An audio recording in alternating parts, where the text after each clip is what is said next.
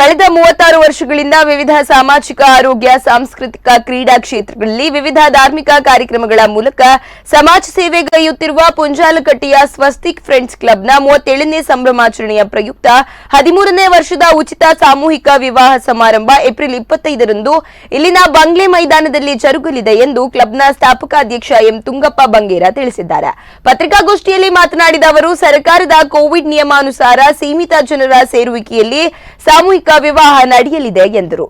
ಗುರುವಾಯೂರಿನ ಕೆರೆಯಲ್ಲಿ ಕೃಷ್ಣ ಭಟ್ ಅವರ ಪೌರೋಹಿತ್ಯದಲ್ಲಿ 16 ಜೋಡಿ ವಧುವರರಿಗೆ ಸಾಮೂಹಿಕ ವಿವಾಹ ನಡೆಯಲಿದೆ. ಬಳಿಕ ನಡೆಯುವ ಸಭಾ ಕಾರ್ಯಕ್ರಮದಲ್ಲಿ ವಿವಿಧ ಸಾಧಕರಿಗೆ ಸ್ವಸ್ತಿ ಸಿರಿ ರಾಜ್ಯ ಪ್ರಶಸ್ತಿ ಪ್ರದಾನ ಮತ್ತು ಸ್ವಸ್ತಿಕ್ ಸಂಭ್ರಮ ಪುರಸ್ಕಾರ ಮಾಡಲಾಗುವುದು ಎಂದು ತಿಳಿಸಿದರು.